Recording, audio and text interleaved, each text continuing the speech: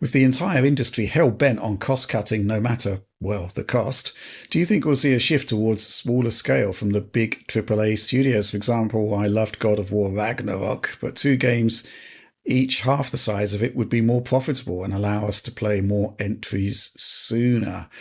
Um, yeah, obviously, the older you get, the more time limited you are. And some of these games are like dauntingly large, even like the single player narratives.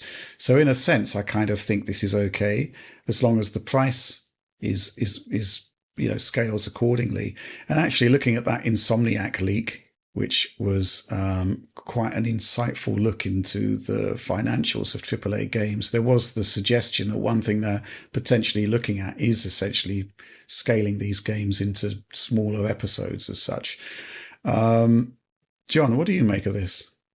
Man, this is this is really tricky, I think, because I don't think you can just look at these games and say, yeah, if you just cut it in half, we can make it twice as fast. You've got to obviously build the whole thing from the ground up to actually be satisfying regardless. And I guess the other thing, as we've seen with Final Fantasy Rebirth, is that if you're effectively selling the same experience over multiple episodes, you're naturally more likely to see fall off in sales from one to the next. Though in that case, the Rebirth is pretty different than the original in many, many ways. But I know what you mean. Yeah, it's iterative. It's iterative and much different type of world to explore, and it does play kind of differently as a result. But man, I just we're in a tricky spot right now though, because the biggest problem is there's not that much.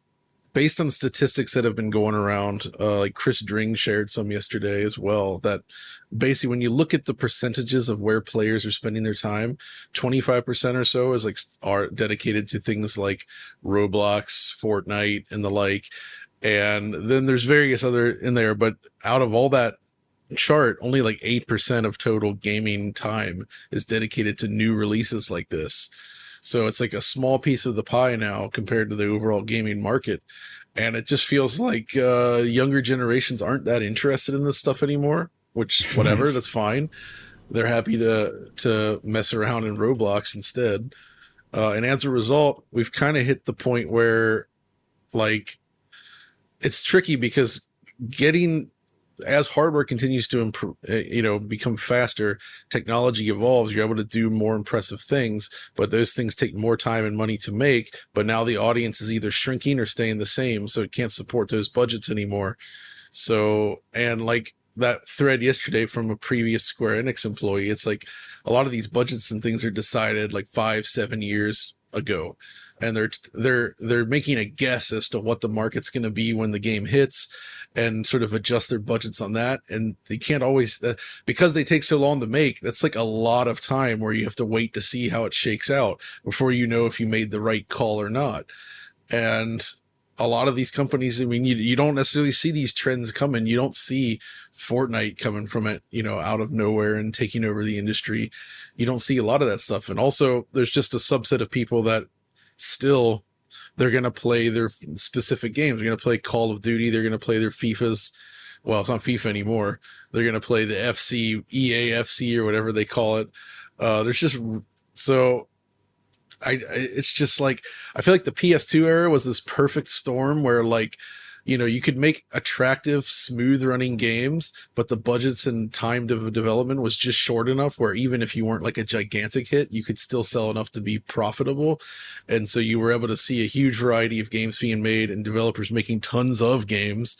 And they were all doing well enough to support.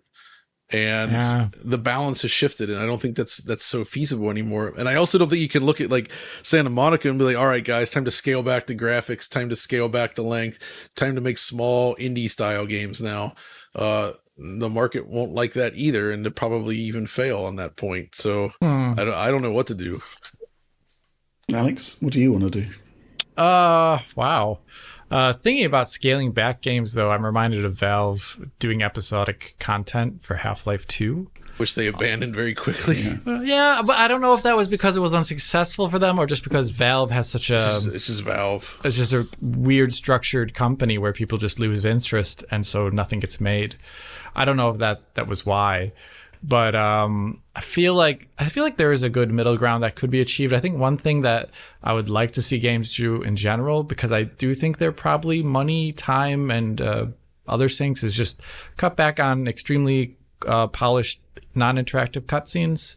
Oh yeah. Because I've played a lot of these AAA games when they're ported to PC, and let me tell you, I'm pretty bored when the cutscenes are going on. I'm just not if the game doesn't catch me from its, in the non-interactive parts, well, then I'm waiting for the gameplay, and I'm not enjoying these really, time-intensive cutscenes. So I feel like that would be a great way to go about it. And you can see that in the AA space, where if you do play games that are made by developers where there was less time and money being spent, that cutscenes are either more rudimentary, just not there. And I'm very fine with that. RoboCop's a great example of that. The cutscenes look very Control cheap, is a classic example. Yeah, Controls just has A/B camera character models that are, animated in a pretty generic way. But I think it told the story really well. It was more about the environment and a lot of the atmospheric effects telling the story of that game than the cutscenes, which was great. And I was totally fine with that. So I don't know if that is the role model, because that game still obviously cost multiple millions of dollars. But I think that kind of thing was really great. I also loved Returnal. Once again, that game doesn't have a lot of cutscenes, doesn't really need them. And they're simple, So yeah, I would like to see that. Also, just maybe concepts for games that do not require a lot of hopping to new areas to reduce asset production time. A variety of assets seems to be the big problem, along with their detail, but just the variety. In a Call of Duty campaign, you go from here to here to here to here to here, and it's, hopping all over the globe, and that's part of the structure of the game to sell this experience, but it's also one of the key reasons why it's so ridiculously time expensive and money expensive. So yeah, I don't mind if a game just takes place in one location. Die Hard does, and it's a great movie. Crisis does, and it's an incredible game. So yeah, it has biomes though.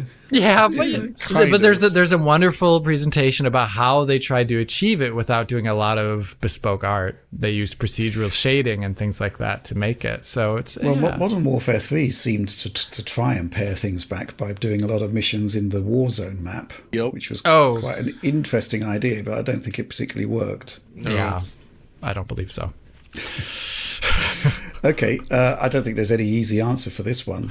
I think necessarily there's going to be a change in the economics of game making, and it looks like the sort of sticking plaster solution is to go multi-platform. But we're going to reach the point where the production cost is just going to scale up even further, and then you're out of rope at that point. So I'm curious how people are going to adjust, and I guess we just need to wait and see. But you're quite right, John. These decisions similar to the creation of a console, it takes years to gestate something and get it out there, and a lot of bets are being made, and in the current setup, those bets are sort of not paying off in some scenarios.